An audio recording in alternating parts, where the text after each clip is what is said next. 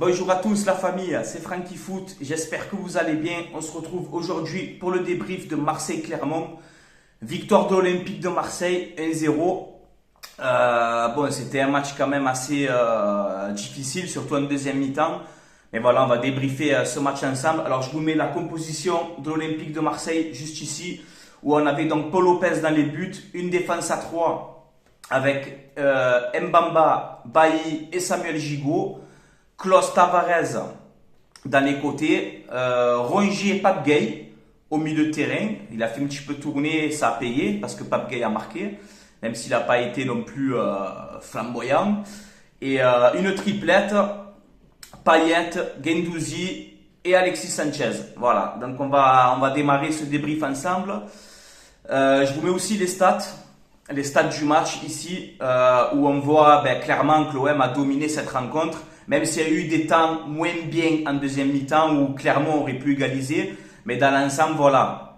Quand tu vois quasiment 21 tirs à 3 pour l'Olympique de Marseille, 61 à 39 en possession du ballon. Donc voilà, l'OM a clairement maîtrisé son sujet. Même si on aurait pu se faire surprendre, hein, franchement. Mais voilà, cette première mi-temps, l'OM domine clairement. Clermont n'a pas existé lors de cette première mi-temps. Voilà, clairement, ils n'ont rien fait. On les a mangés de tous les côtés, frérot. Voilà, de tous les côtés, que ce soit dans les occasions, dans les duels, dans tout ce que tu as envie. L'OM était largement et nettement au-dessus de cette équipe de Clermont. Voilà, on touche quand même 2 fois les poteaux dans cette première mi-temps. Valentin Rongier, enfin, qui frappe. Voilà, où il te fait une magnifique frappe sur le poteau. Tavares, encore une fois, qui trouve aussi le poteau sur corner. Je crois aussi pas si c'est un centre, il fait un amorti poitrine. Bam, il touche le poteau. Donc voilà, on rentre à la mi-temps avec ce miraculeux 0-0 parce que l'OM doit clairement mener 2-3-0 facilement. Voilà, Gigot, que j'ai bien aimé lors de cette première mi-temps. Franchement, il m'a surpris. Il a été très bon, il a été rapide. Il jouait axe gauche. C'était Bailly qui était dans l'axe. Et j'ai beaucoup apprécié cette première mi-temps de Samuel Gigot. Et ça m'a un petit peu rassuré aussi. Voilà. Et bon, il sort en deuxième mi-temps apparemment un petit coup. Donc Tudor n'a pas pris de risque. Donc voilà. C'est la mi-temps. On rentre à 0-0. Donc clairement pas mérité pour l'OM. On mérite de marquer 100 fois. La deuxième mi-temps démarre. Et là, c'était un petit peu moins bien. Voilà. On a vu... J'étais un peu stressé quand même. Mais on arrive à ouvrir le score à la 49e minute, ce but de Pape Gueye sur corner. Voilà, titulaire, alors qu'il avait joué, je crois, 12 ou 13 minutes cette saison. Là, il l'a mis titulaire et c'est lui qui a marqué. Voilà, donc c'est bien, même s'il n'a pas fait un match non plus énorme. Voilà, je peux l'entendre. Mais quand même, il ouvre le score, ça nous fait énormément de bien à la 49e minute. Donc je disais, sur corner, tête de Pape Gueye 1-0, on ouvre le score. Donc voilà, je me dis, c'est bon, ça va dérouler. On va mettre une deuxième, on va mettre une troisième. Et non, on voit que finalement, Clermont aurait pu égaliser aussi, notamment avec cette action où ils te font cette double barre. On aurait dit FIFA, on aurait dit un match de FIFA, cette action. Ils te touchent 2 fois les montants. Mais voilà, on reste très costaud. Tu as ce penalty aussi à la 87e minute, manqué par Alexis Sanchez.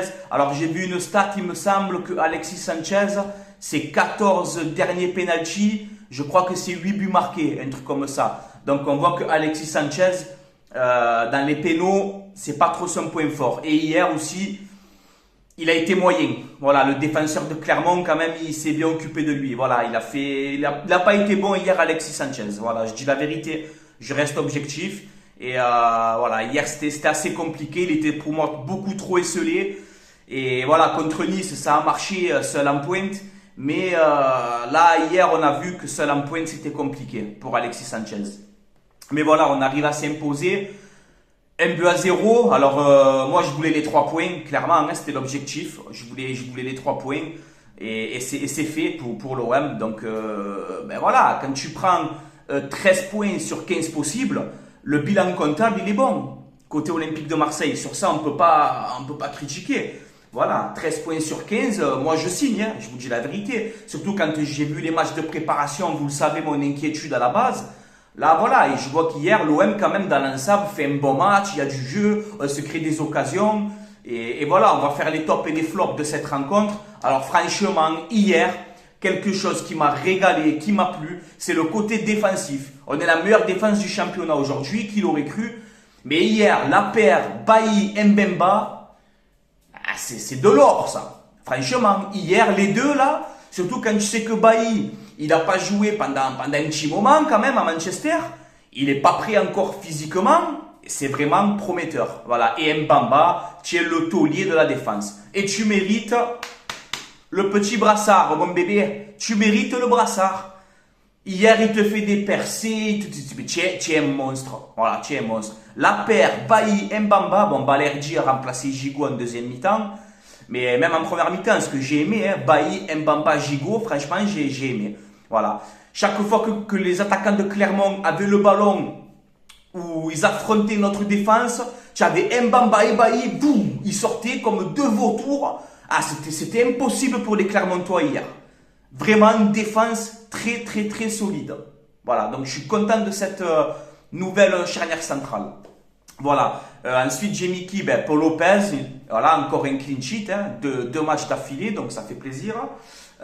Et on va être obligé d'en parler. Même si je vous ai dit, la paire Mbamba-Bailly, elle m'a régalé. Mais hier, encore une fois, Nuno. Regarde-moi les stats. Regarde-moi ce joueur, Nuno Tavares. Parce que j'ai dit Tavares, des fois. Tavares, énorme hier. Tu es l'homme du match. Si vous voulez, encore une fois, il mettait un doublé hier. Il t'envoyait encore une frappe du droit comme ça, mais je pète les plombs chaque fois. Tu as les deux pieds, tu es un génie. Hier, il était de partout, Tavares, il est partout. Je te jure, chez lui, il doit tout faire en même temps. Il doit faire le petit déj pour ses enfants, il doit faire à manger là-bas, il doit prendre la douche, il doit tout faire en même temps. Il est de partout, Tavares, tu es de partout. Hier, ce qui m'a impressionné aussi, c'est à la 91e minute de jeu, quand tu sais tout ce qu'il a donné sur le terrain, à la 91e minute, il te fait encore un sprint. Mais c'est pas possible. Tu es inarrêtable. Voilà. Et je demande franchement à Pablo Longoria de commencer maintenant avec Arsenal. Commence maintenant à anticiper la chose. Moi, je te le dis, parce qu'il n'y a pas d'option d'achat. Alors, merci Arsenal de nous prêter de très bons joueurs. Il faut leur dire merci. Mais celui-là, on va essayer de le garder un peu. Saliba, tu nous l'as mis dedans. Tavares, j'aimerais bien le garder. Voilà. Donc, hier, Tavares, homme du match. Tu as été très bon. À noter aussi la colère de Luis Suarez sur le banc. J'ai pas trop aimé cette action, même si je peux comprendre que tu as envie de rentrer, tu es motivé, il n'y a pas de problème. Mais hier, l'action que tu fais, non, moi, personnellement, ça m'a pas plu. Voilà. Verretou, franchement, j'ai pas aimé, encore une fois, comme contre Nice. La première mi-temps de Verretou contre Nice, où je vous disais qu'il fait des passes à l'adversaire. Là, hier, encore une fois, il te fait des passes. Il faut que tu travailles les passes à l'entraînement, Jordan. Alors que c'est facile, hein. Hier, tu fais des mauvaises passes. On dirait, écoute-moi, Verretou, on dirait que tu as peur de mal faire. Lâche-toi, vas-y. Lâche-toi, prends des risques. N'as pas peur, prends des risques. Hier, on le voit, tu es timide. Vas-y, frérot. Vas-y. Voilà. Guendouzi, un petit peu moins bien. En même temps, il ne joue pas à son poste. Ce n'est pas un milieu offensif. Voilà, je tiens encore à le dire encore une fois, il n'a pas cette touche technique, il n'a pas cette vitesse. Guendouzi en milieu offensif, ça va marcher contre Clermont, etc. Mais dans les matchs où il va falloir un peu plus de technicité, on va galérer. Voilà, Guendouzi en deuxième mi-temps, quand il est passé au milieu, il a été meilleur. Voilà. Alors, est-ce que Tudor, il fait ça en attendant d'attendre un numéro 10? Je sais pas, mais voilà. Hier, Payet aussi, bon match dans l'ensemble, mais on le voit quand même des fois encore un peu lourd. Mais hier, il aurait pu te mettre un doublé aussi. Voilà. Donc, et Sanchez, moyen. Voilà, franchement, hier, Sanchez moyen. Et même si contre Nice, je vous avais dit que peut-être qu'il peut jouer en pointe. Là, hier, on a vu le défenseur de Clermont, le Ghanéen, là, très costaud, très physique. Sanchez, il a pas touché Canette. Voilà, faut dire la vérité, hein, les gars. Donc, moi, Sanchez, je le préfère en milieu offensif, là, tu sais, en soutien d'un attaquant de pointe. C'est mon avis. Donc voilà, bon match dans l'ensemble de l'Olympique de Marseille. Prochain match samedi à Auxerre. Donc c'est un promu, j'espère encore qu'on va prendre les 3 points. On fait une énorme série, c'est bien de continuer comme ça. Je vous mets le classement aussi juste ici. Où donc on voit premier le PSG 13 points. Deuxième Lens 13 points. Lens qui confirme son bon début de saison. Et mérité pour eux aussi avec ce qu'ils ont fait pour nous. Donc je suis content pour vous les Lensois. Troisième l'Olympique de Marseille 13 points. Et quatrième Lyon avec 10 points. Sachant que Lyon a un match à moins contre Lorient. Voilà. Donc 13 points sur 15 possibles. En termes de bilan comptable, l'OM fait le boulot. Il n'y a rien à dire. Pour l'instant, il n'y a rien à dire. Et j'ai bien aimé aussi, hier, Tudor n'a pas été sifflé. Voilà. Je ne sais pas si vous avez vu la vidéo de Frankie Foot, mais ça m'a fait plaisir. Tudor, hier, il n'a pas été sifflé. Et il a gagné. Il a posé ses coups, il a gagné en plus. Voilà. Eh bien, moi, je suis content, les gars. Je suis très content. Le Vélodrome, hier, encore une fois, exceptionnel. Une ambiance de fou. J'ai kiffé l'ambiance. C'était l'anniversaire aussi, 123 ans, hein, faut pas l'oublier. Donc bon anniversaire aussi à toute la team OM, à tous les supporters olympiens. Voilà, bon anniversaire. Et voilà, on va passer maintenant. Vous le savez les gars, c'est le dernier jour de mercato aujourd'hui. Alors je vais vous donner les quelques infos que voilà, je suis allé un peu regarder. Mais je vous le dis maintenant, demain ou après-demain, je pense. Je ferai une vidéo sur le mercato de l'OM où on va analyser tout ce qui s'est passé.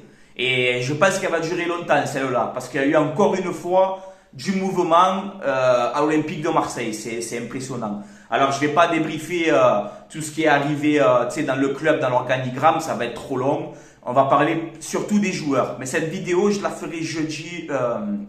Je la ferai demain ou après-demain, cette vidéo. Là, je vais vous noter quelques rumeurs pour l'instant que je vois. On va commencer le retour normalement d'Amin Harit. Voilà, Amin Harit qui devrait être prêté à l'Olympique de Marseille avec option d'achat obligatoire, quasi obligatoire.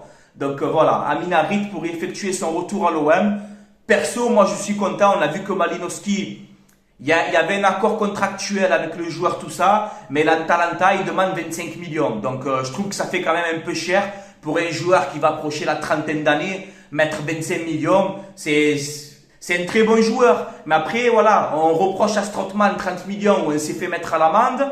Là, ça peut être peut-être un même dossier. Même si Malinowski, c'est mieux que Strootman, il n'y a pas de problème. Mais voilà, je préfère avoir un Amin Harit en prix avec option d'achat qui a 25 ans et voilà, où on va moins se faire pigeonner en termes de transfert que prendre un risque sur Malinowski, mettre 30 patates, surtout que je pense qu'on ne peut pas le faire, honnêtement. Donc voilà, Amin Harit, normalement prêté avec option d'achat obligatoire à Marseille et il devrait passer sa visite médicale aujourd'hui, logiquement. Jordan Amavi, un transfert que je ne comprends pas, normalement il va être prêté sec, sans option d'achat. On a vu qu'il y a un club espagnol, Getafe, donc on va voir si ça se confirme aujourd'hui. Mais Jordan Amavi, je pense, va quitter l'Olympique de Marseille. Personnellement, j'aurais préféré inclure une option d'achat ou une vente sec. Voilà, une vente sec. Là, prêter Amavi comme ça, en sec, sachant que tu ne gagnes pas d'euros derrière, je trouve ça un petit peu inutile, personnellement. Bamba Dieng, les amis, ben voilà. On a vu plusieurs tweets de personnalités quand même importantes. Et Bamba Dieng, logiquement, devrait quitter l'Olympique de Marseille. Alors Lorient, on dit que c'est à Lorient. Je ne sais pas si c'est entre 6 et 10 millions d'euros. Je ne sais pas. Mais l'OM va inclure un pourcentage sur la revente. Voilà, peut-être à 15 à 20%, je ne sais pas. C'est-à-dire si Lorient, dans un an ou deux, ils vendent Dieng 35 millions, l'OM va gagner des sous dessus. Ça, c'est une bonne technique, il n'y a pas de problème. Mais vendre Dieng entre 6 et 10 millions, franchement, je ne sais pas, il n'y a rien d'officiel encore. Mais on ne sait pas vendre à l'Olympique de Marseille. Voilà. Quand tu vois que Kalimundo, il te fait une bonne saison en Ligue 1, il signe à Rennes pour 25 millions. Personnellement, Dieng qui te met 8 ou 9 buts la saison dernière, qui te marque le plus beau but de Ligue 1, cette retournée à Strasbourg, que tu vois qu'il a du potentiel, franchement, on ne sait pas vendre à l'Olympique de Marseille. Voilà, on sait acheter, on sait faire des bons coups, mais en termes de vente, que tu peux avoir Ribalta, Longoria, Longorio, Ribolto, qui tu as envie, on ne sait pas vendre à l'Olympique de Marseille. Voilà, on fait des économies, ouais, on fait des économies sur les masses salariales, ouais, oui, c'est vrai. Mais en termes de vente, on ne sait pas vendre, voilà. Et lui qui n'est pas d'accord avec moi, franchement, il comprendrait au ballon, hein, voilà. Bref, Dieng à Lorient, et je suis un petit peu déçu. J'aurais préféré le garder, mais comme je vous disais, c'est pas sur le terme sportif, c'est pas Dieng, c'est extra sportif. Il doit avoir un petit souci. J'ai mes petites idées avec Djambar, etc. J'ai ma petite idée concernant Bamba Dieng, mais on en parlera prochainement. Ensuite, Khaled Tatsar, les gars. Khaled Tatsar qui s'est envolé pour l'Angleterre. Khaled Tatsar est actuellement à Londres. Voilà, donc il va partir. Voilà, il va quitter l'Olympique de Marseille. À 1 an de la fin de son contrat, si tu le gardes, qu'il ne prolonge pas, ça sert à rien. Pour qu'il nous fasse une Camara, encore une fois, non, j'ai pas envie. On n'est pas des pigeons. Déjà qu'on ne sait pas vendre, qu'on est des pigeons en termes de vente. Si en plus de ça, tu dois te garder un mec et le faire partir libre encore une fois, non, stop, ça y est, c'est fini. Ici, il y a marqué droit au but, hein, pas droit au pigeon. Hein. Voilà, je suis désolé. Donc, Khaled Tatsar est à Londres. On parle de Aston Villa, de Southampton et après de notre club, je ne sais plus. Mais il se dirigerait, à ce que j'ai vu, un peu plus vers Southampton. Donc voilà, on verra pour Khaled Tatsar. Mais il est en Angleterre. Voilà, ça m'étonnerait qu'il fasse un aller-retour, tu vois. S'il a pris l'avion, qu'il est là-bas, tu as compris. Je pense qu'il va signer en Angleterre. Et après, on a vu Bakambu. Hier, il n'était pas dans le groupe contre Clermont. Donc voilà, je pense que c'est encore un message envoyé par la direction, par Igor Tudor. Ça veut dire que l'OM veut se séparer de Bakambu. Et pour terminer, les gars, vous êtes d'accord avec moi que si tu perds Bamba Dieng et tu perds Bakambu, c'est-à-dire qu'il te reste Alexis Sanchez et Suarez. Est-ce que pour vous, c'est suffisant? Moi, je vous le dis clairement, pas du tout. Donc j'espère que pour cette fin de mercato, je fais un petit pronostic, faut se mouiller un peu dans la vie, mais je fais un petit pronostic. Pour moi, l'OM a besoin d'un attaquant de pointe pour que Alexis Sanchez tourne autour de ce fameux attaquant qu'on va prendre. Le profil, comme on sait que c'est la transition rapide, le profil idéal, ça serait un gabarit de 1m82, 85 et rapide. Voilà, il nous faudrait un profil comme ça.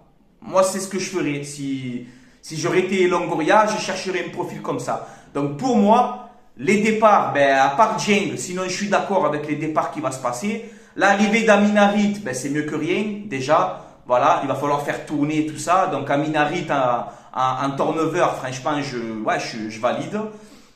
Et pour moi, si l'OM veut bien terminer son mercato, il te faut un attaquant de pointe. Bon, Aminarit, il va signer. Il te faut un attaquant de pointe et une doublure à Tavares. Voilà. Moi, c'est ce que je ferais. Si on peut le faire, j'espère que l'OM va faire ça. Voilà, les gars. Donc, c'est un peu tout. Je ferai, comme je vous ai dit, une vidéo vendredi ou samedi où on parlera bien du mercato, etc. Voilà, les gars. C'est tout pour moi. C'était Franky Foot. Allez, l'OM. À la vie, à la mort, comme d'habitude. Et on se dit à très bientôt, les gars. Ciao, ciao, la famille. Et voilà, finissez bien le mercato, s'il vous plaît. On perd Milik, on perd Dieng, on perd Bakambu. Il faut recruter un attaquant, s'il vous plaît, les gars. Voilà, je demande à Pablo Longoria. Tu es un génie, non? Tu es un génie. Prends-moi un attaquant de pointe. Voilà. On a besoin. Sanchez et Suarez tout le long de la saison comme ça. Non, les gars, non. Il te faut un avant-centre, une doublure à Tavares. Là, on sera armé pour vraiment faire de bonnes choses cette saison, je l'espère en tout cas, parce qu'on est tous supporters de l'OM et on veut que le bien pour notre club. Voilà, c'est tout. Allez, je vous laisse là. Allez, l'OM à la vie, à la mort. Ciao la famille.